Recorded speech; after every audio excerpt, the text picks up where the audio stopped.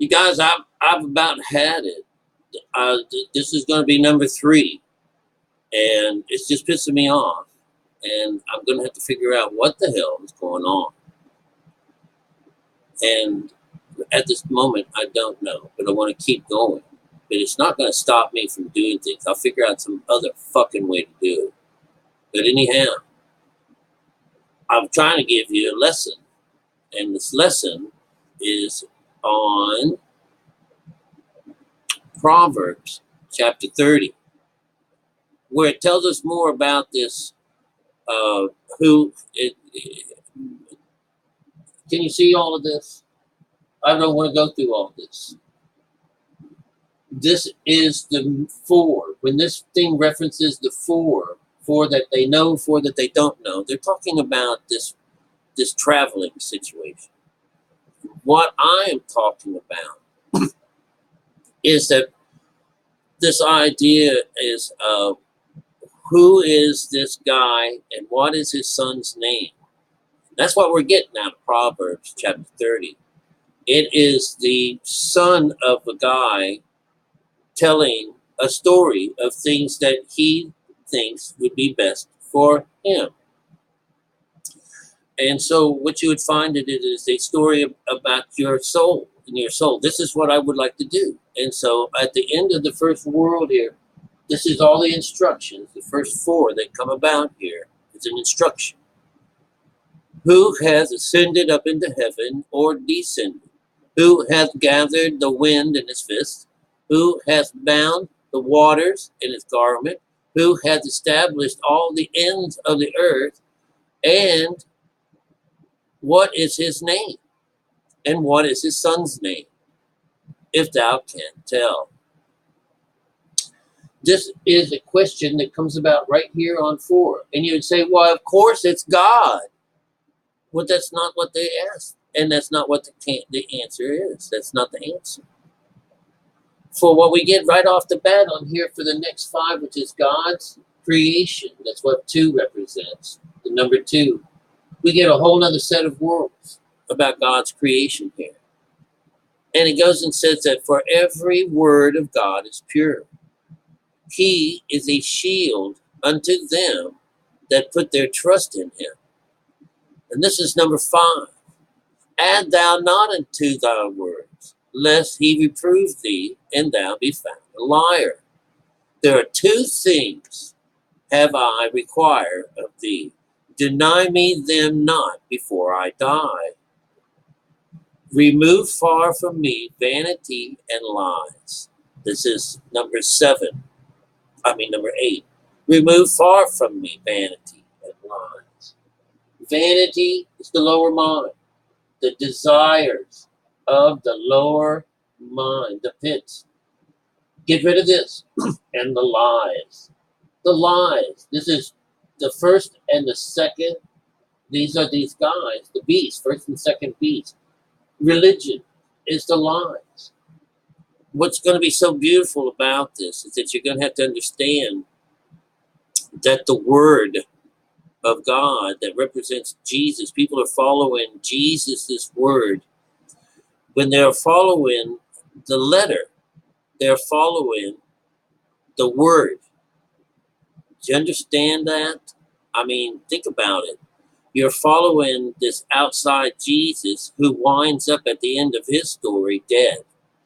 And the person winds up with the bad guys being captive and strapped to religion.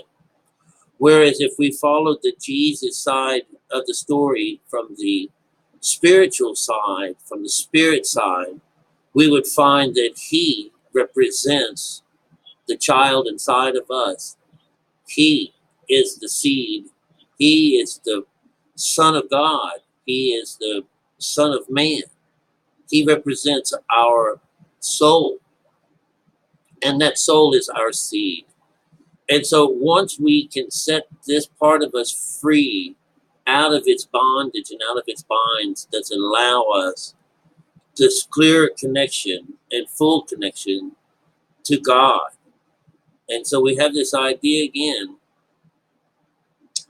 that we have to remove a couple of things in order for all of this to happen. In order for our child, this child within us, to become a shield between us and the outside world. So you would see that what happens is the next part on these stories is the three where we connect to God or not. And so that would be, lest we be full and deny thee, and say, who is the Lord? Or lest I be poor and steal and take the name of God in vain. 9 is a conscious number. The word number 9 itself is a conscious number. And here we find that we are going to steal. We've got the idea of theft and taking God's name in vain, is that this is taking away, going to just something that came between you and God, going to it instead. And so this is the type of thief. And we get accuse not a servant unto his master, let he curse thee, and thou be found guilty. Well, the whole point of this story here is that this part here, to be found guilty, is that your servant, you want your servant to come up and you want to be rebuked, you want to be changed. And over here on 11, there's a generation that curses their father and does not bless their mother. So simple. How is it? What does the literate? What does the literate side say? Is it mother and father? Are you really? Is this really about your mom and dad, you guys? I mean, are you still in the dark with this idea about mother and father? The idea that our father and mother being the business, that this is the lies. We want to get away from the lower side. We want mother. We want the right side. We want the right kind of water. Our soul is asking, I look for the good stuff. I'm looking for the better water.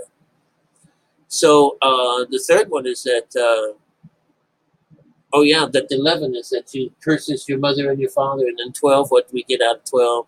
There's a generation that are pure in their own eyes and yet is not washed from their filthiness. So the idea is that from their own eyes, they're looking from an outside view, they are just beautiful and happy, but they're still really filthy on the inside.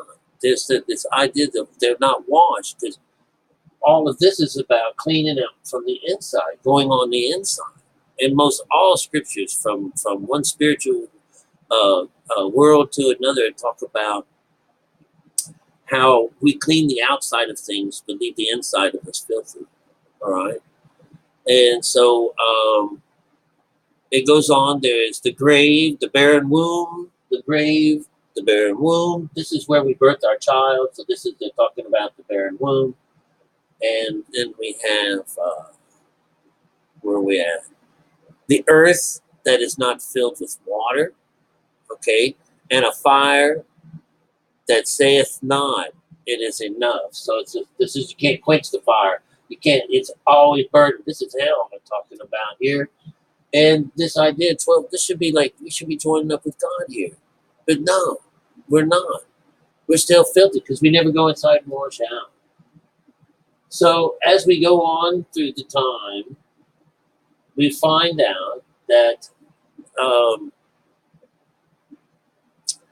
there are things that are wonderful to me.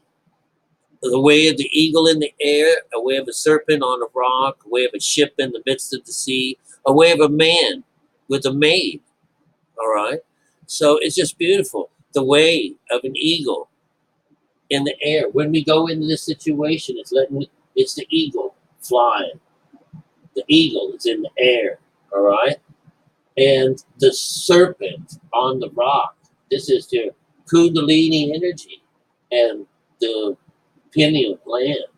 And then we get the third ones over here is the a way of a ship in the midst of the sea. And so here we are. The human body is always the vessel. And when you're in meditation, you're in the midst of the sea. Whoosh, you're in the water. Whoosh, this is where we are. And what do we get out of all of that in the end? A man with a maid. Oh my God. that's have a mother, our helper, come along with us. It's beautiful. So I don't know that I have to keep going and tell you a whole mess more of these things, but this is how we work. We go through a series of small things. These small things. Let's go with 24. It's the end over here. It's the end of a work. It says here, there be four things which are little upon the earth, and they are exceedingly wise. And so it's the ants are people that are not strong yet prepare their meat in summer. The colony, I mean, they have to do their work first, and they prepare their meat in the summertime. The conies, which are feeble folk, are they? Did it say feeble? Yeah, feeble folk. They make their houses in the rocks. So here's a very weak and feeble people that work and have their babies, and they work and make their homes on the stone. Remember, this is the idea. There's something that's working its way. You build your house on stone, some beautiful things happen to you. All right. And then let's see here.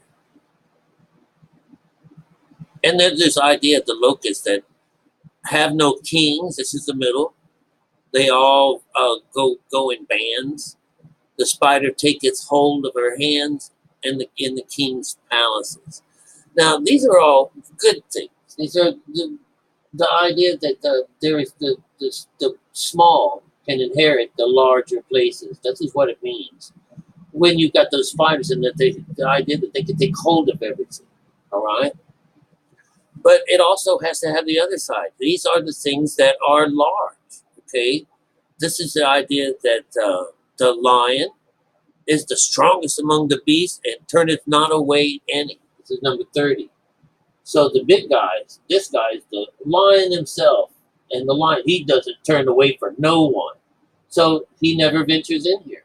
These are big guys. This is the opposite. So the meek inherit and the large don't. All right?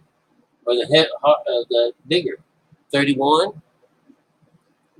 A greyhound and a he-goat and a king against whom there is no rising up. This is the physical side of us. And a he-goat is one that walks up the mountain. A he-goat, climbs mountains. So it's another outside reference. And we got number 32 down here. If thou hast done foolishly in lifting thyself, or if thou hast thought evil, lie thy hand upon thy mouth. So it says, just learn to shut the hell up, That'll stop you in your trespasses. But the idea is supposed to be quiet. That's where the evil thought comes in. You can't take no thought. No thoughts whatsoever. All thoughts are evil. You got to shut down the mind. You got to shut down the lower mind. But he has to go dark, and she has to not shine her light anymore. She's gone. All right. And then finally, at the very end, it says here all about all of this. It says, surely the churning of milk bringeth forth butter, and the wringing of the nose bringeth forth blood.